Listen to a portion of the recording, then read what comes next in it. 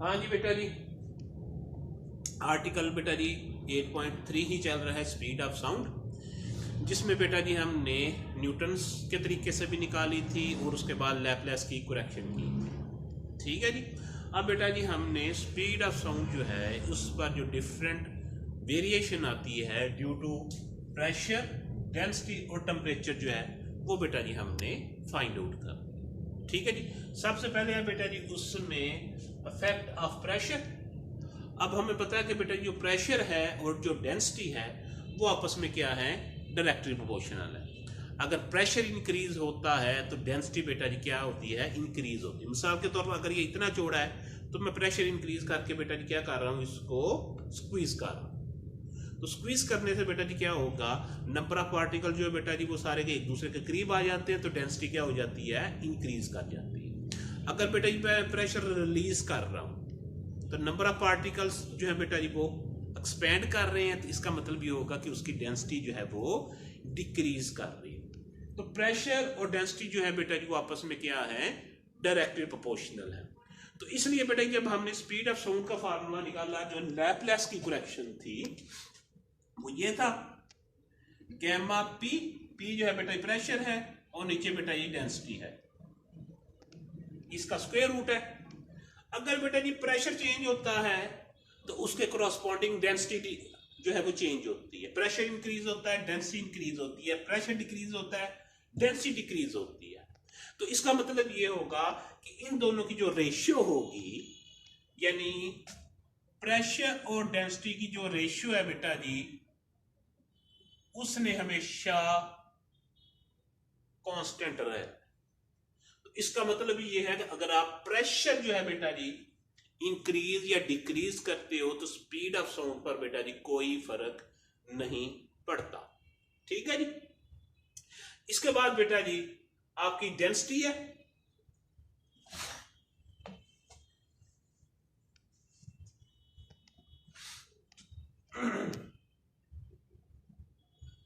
Effect of density.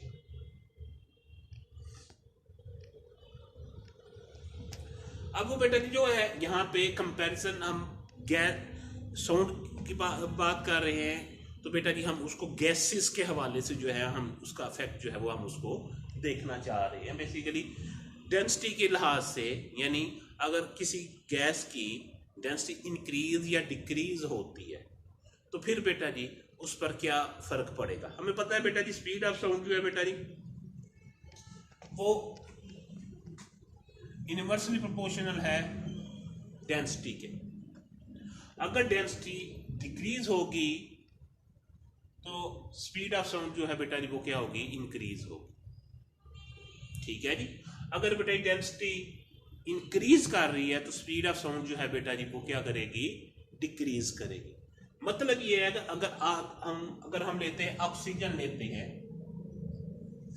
ठीक है जी, oxygen gas ली है और हाइड्रोजन गैस ली है। ठीक है जी।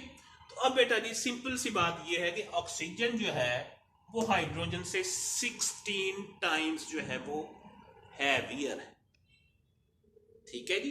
तो इसका मतलब ये होगा अगर 16 टाइम जो है बेटा जी वो हैवियर है, तो अगर हम उसका स्क्वायर रूट ले लेते हैं, वो जारी बात हमारे पास जो फार्मूला है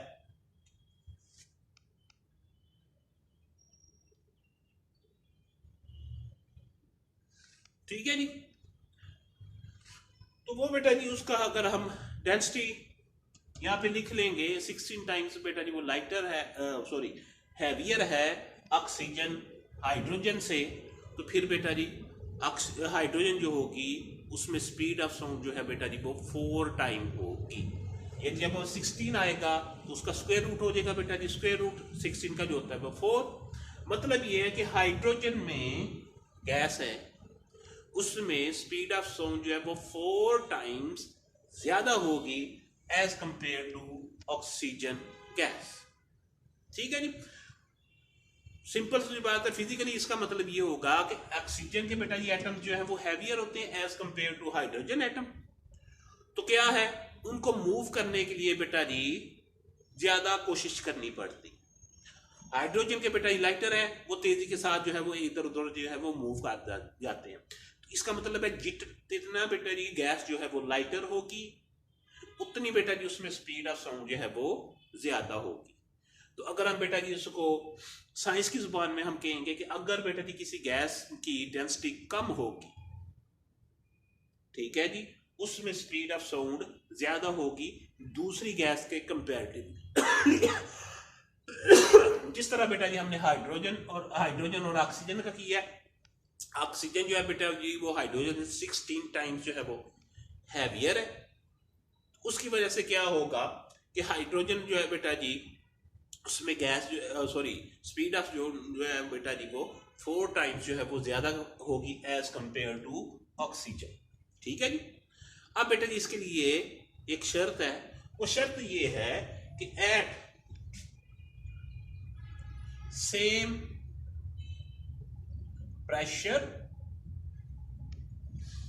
टेम्परेचर और बेटा जी सेम वैल्यू ऑफ गैमा, ये बेटा जी अगर आपने मेंटेन रखनी है तो फिर इसका आपस में कंपैरिजन होगा, वरना इसका कंपैरिजन नहीं होगा। क्योंकि जब हमने कंपैरिजन करना है तो हमने जो रखनी कंडीशंस रखनी है वो बेटा जी दोनों के लिए सेम रखनी है। तो at the same temperature, pressure and same value of gamma, the speed of sound in hydrogen is 4 times that of oxygen। क्योंकि ऑक्सीजन जो है बेटा जी उसके मुकाबले में 16 टाइम्स जो है वो हैवियर है। ये बेटा जी हो गया इफेक्ट ऑफ डेंसिटी। इसके बाद है बेटा जी इफेक्ट ऑफ टेम्परेचर। वो बेटा जी ये सारा मैं बता रहा हूं।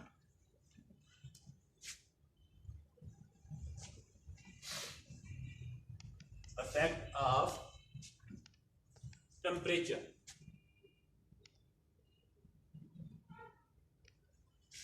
ये बेटा जी है थर्ड है। अब बेटा जी इफेक्ट ऑफ टेम्परेचर आप निकालना चाह रहे हो तो जारी बात है बेटा जी हम डेली लाइफ में या अपनी एटमॉस्फेयर में निकालेंगे।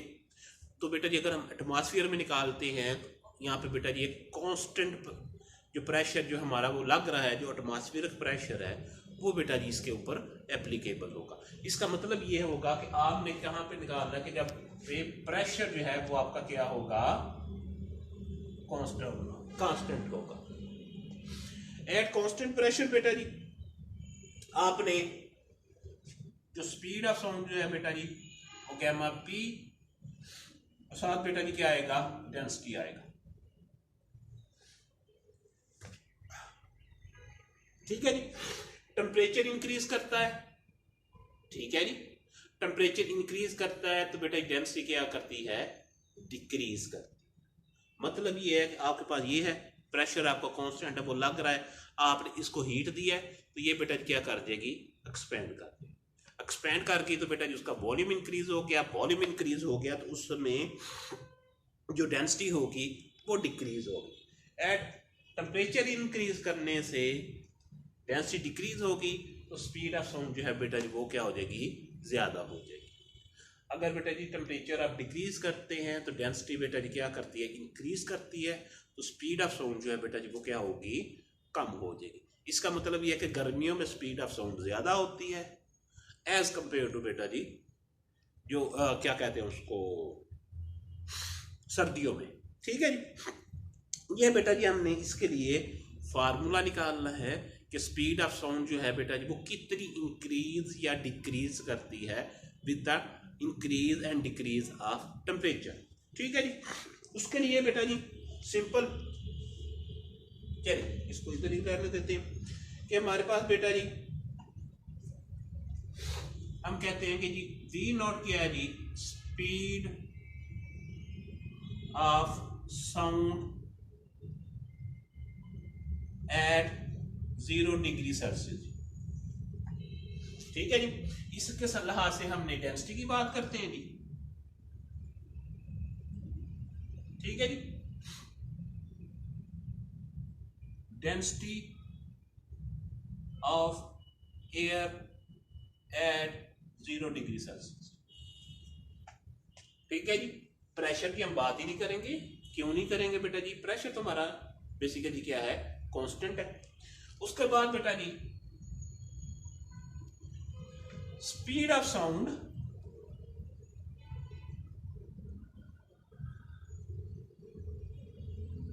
एट एनी टेम्परेचर, बेटा कोई टेम्परेचर है T डिग्री सेल्सियस, और बेटा जी rho T density of air at any temperature जो है T डिग्री सेल्सियस। ठीक है जी। तो बेटा जी अगर हम इसको लिख लें तो ये बेटा इस सूरत ये बनेगी BT की अगर हम बात करते हैं 0 डिग्री सेल्सियस पर जो बेटा जी उसकी वेलोसिटी होगी वो बेटा V नॉट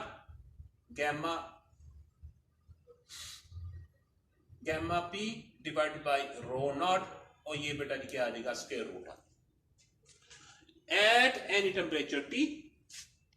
तो स्पीड ऑफ साउंड जो है बेटा जी वो रो P रो T के बराबर होगी। ठीक है जी। हम क्या करते हैं कि ये आपकी इक्वेशन नंबर 1 आ गई, ये बेटा जी इक्वेशन नंबर 2 आ गई। इक्वेशन नंबर 1 को इक्वेशन नंबर 2 पर हम क्या करेंगे, डिवाइड कर देंगे। तो ये बेटा जी VT divided by V not, VT जो है बेटा जी gamma P divided by rho T square root divided by gamma P divided by rho not square root. Gamma P बेटा जी कैंसिल हो जाएगा, ये बेटा जी ऊपर चला जाएगा, तो VT ओवर V नॉट जो है बेटा जी रो नॉट ओवर रो T के बराबर है।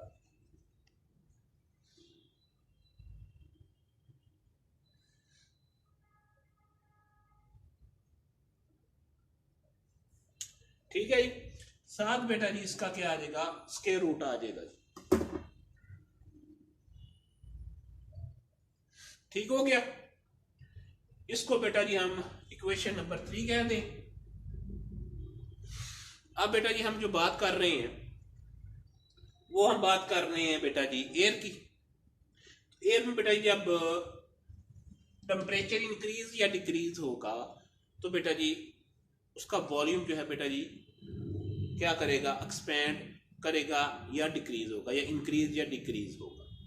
तो बेटा जी वॉल्यूम एक्सपेंशन का जो फार्मूला होता है वो बेटा जी इक्वल होता है VT is equal to V not 1 plus beta T। VT का मतलब ये है कि वॉल्यूम एट एनी टेम्परेचर, और जो बेटा जी V नॉट ये है बेटा जी वॉल्यूम एट 0 डिग्री सेल्सियस, और बीटा को बेटा जी हम कहते हैं कोफिशिएंट ऑफ वॉल्यूम एक्सपेंशन।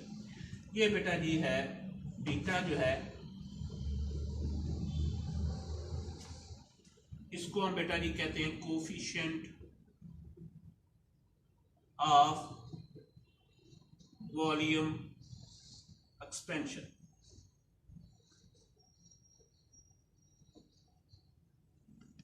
ठीक हो गया जी बीटा।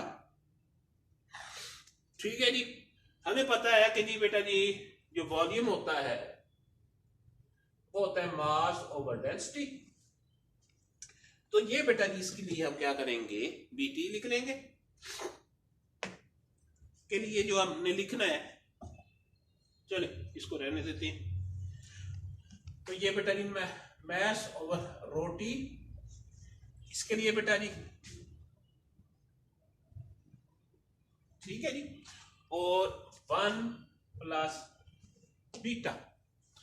अब बेटा जी एयर के लिए या सारी गैसेस के लिए जो बीटा की वैल्यू जो होती है बेटा जी 1/273 होती है। ठीक है जी। वो वाली वैल्यू बेटा जी हम लोग यहाँ पे लगा देंगे। ये T बेटा जी ऊपर चला जाएगा, ये 273 आ जाएगा। For all gases the value of coefficient of volume expansion is 1/273। ठीक हो गया बेटा जी। ये बेटा जी इधर चला काट के, ये बेटा जी इधर आ गया, तो ये rho not over rho T बन गया is equal to 1 plus T over 273। ये वाली जो वैल्यू आई है बेटा जी, इसको बेटा जी हम इक्वेशन नंबर 3 में पुट कर देंगे। तो ये बेटा जी आ जाएगा VT divided by V not, और ये बेटा जी आ जाएगा 1 + T 273।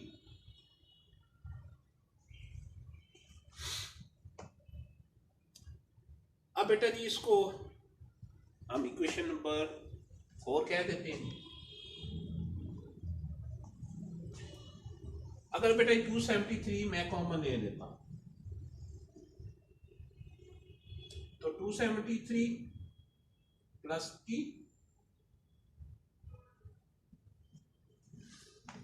अब आपने डिग्री सेल्सियस को केल्विन में कन्वर्ट करना तो क्या करते हैं, उसमें 273 ऐड करते हैं। तो इसका मतलब ये होगा कि ये वाला जो टेम्परेचर होगा वो केल्विन टेम्परेचर आएगा एट एनी किसी वक्त भी जो है, और 273 जो होता है बेटा जी वो किसके इक्वल होता है, T0 के बराबर होता है। तो इसको बेटा जी हम कह देते हैं कि आपकी स्पीड ऑफ साउंड जो है वो बेटा जी directly proportional to Kelvin temperature के बराबर होती है। ये बात याद रखनी है जब आपने केल्विन का फार्मूला लगाना है, जब आपने स्पीड ऑफ साउंड निकालनी है, तो बेटा जी अगर आपको केल्विन में वैल्यू दी होगी तो फिर बेटा जी आपने ये वाला फार्मूला लगाना है। ठीक है जी।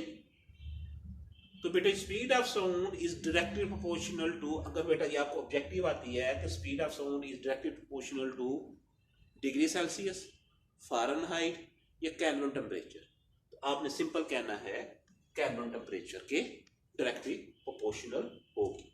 ठीक है जी।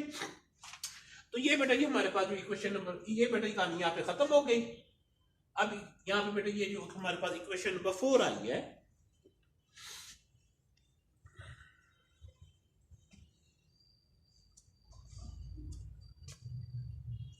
वो है बेटा जी VT divided by V0 1 + T/273 square root है बेटा जी। तो मैंने इसको क्या किया, 1 + T/273 स्क्वायर रूट है, इसको बेटा जी मैंने 1/2 की पावर लिख लिया। ठीक है जी। अब बेटा जी मैंने क्या किया, इसको बाइनॉमियल एक्सप्रेशन से बेटा जी हमने क्या किया, एक्सपेंड किया।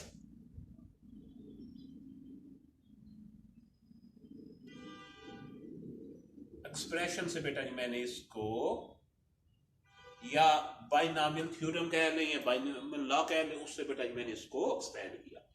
आपको मैंने पहले बताया होता कि बाइनॉमियल में हम क्या करते हैं, पहले वाला 1 जो होता है एज इट इज आ जाता है, प्लस ये जो पावर होती है अंदर वाली जो टर्म होती है उसके साथ क्या हो जाती है, मल्टीप्लाई होती जाती है, 1/2 मल्टीप्लाइड बाई T/273। ठीक है जी। और ये बेटा जी आगे क्या आएगा,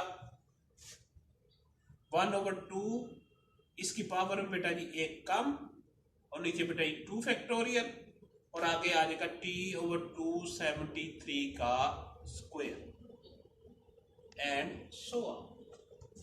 ये बेटा जो T स्क्वायर की वैल्यू है, हायर पावर्स जो है बेटा जी इनको हमने निगलेक्ट कर दिया।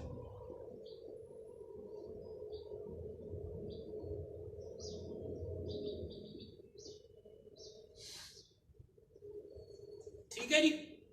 तो बाकी हमारे पास ये बच गया 1 प्लस, इसको जब बेटा जी मल्टीप्लाई करेंगे तो ये 6 14 546, और बेटा जी आपका आ गया T आ गया। अब V डॉट को बेटा जी जरा मल्टीप्लाई कर देते हैं, तो ये V0 और ये बेटा जी V0 T और 546 आ जाता है। हमें पता है कि बेटा जो V0 की वैल्यू है वो है 332 मीटर पर सेकेंड। वो वाली वैल्यू बेटा जी हम ये वाली जो इक्वेशन है यहाँ पे हम लगा देते हैं। तो V not is equal to V T is equal to V not plus 332 divide by 446 साथ बेटा जी क्या आ गया टी आ। इसको बेटा जब हम करेंगे तो ये बेटा जी आता है 0.61 साथ बेटा जी क्या आ जाएगा टी। और ये बेटा जी एक बात हमेशा याद रखनी है कि ये वाला जो टेम्परेचर है ये बेटा जी डिग्री सेल्सियस में, ये वाला जो टेम्परेचर है ये डिग्री सेल्सियस में, यहाँ पे जो ये टेम्परेचर लिया है ये वाला बेटा जी क्या है केल्विन में है। तो इसका मतलब ये है कि अगर 1 डिग्री राइज इन टेम्परेचर होता है तो स्पीड ऑफ साउंड जो है बेटा जी वो 0.61 मीटर पर सेकंड जो है वो बेटा जी इंक्रीज करती है। 1 degree rise in temperature causes 0.6 metre per second increase in speed of sound, क्योंकि वी नॉट जो है बेटा जी वो स्पीड ऑफ साउंड है, ये बाकी बेटा जी 0.61 जो है उसके अंदर ऐड अप हो जाएगा। ठीक है, और ये याद रखना है कि ये 0.61 जो है इसकी जो यूनिट है वो मीटर पर सेकंड है। ठीक है, तो ये बेटा जी क्या हो गया इफेक्ट ऑफ टेम्परेचर जो है ऑन स्पीड ऑफ साउंड जो है ये हो गया। अब बेटा जो आप प्रैक्टिकल करोगे स्पीड ऑफ साउंड का अगर आप वो करते हो तो बेटा यहाँ पे वो 61 लिखा होता है, 0.61 की जगह उन्होंने 61 लिखा होता है। वो याद रखना है कि वो 61 जो है वो सेंटीमीटर पर सेकंड है। ठीक है जी, और ये जो है बेटा ये मीटर पर सेकंड 0.61 आता है तो इसका मतलब होगा मीटर पर सेकंड। अगर वो प्रैक्टिकल वाला आप करते हो स्पीड ऑफ साउंड वाला तो उसमें बेटा जी 61 आएगा, तो 61 का मतलब है सेंटीमीटर पर सेकंड। तो ये बेटा जी आपका सारा है। ठीक है जी, इसमें बेटा जी अगर कोई प्रॉब्लम होती है तो लाजमी डिस्कस करें कि ये थोड़ा सा ट्रिकी जो है वो आपके का है। ठीक है जी।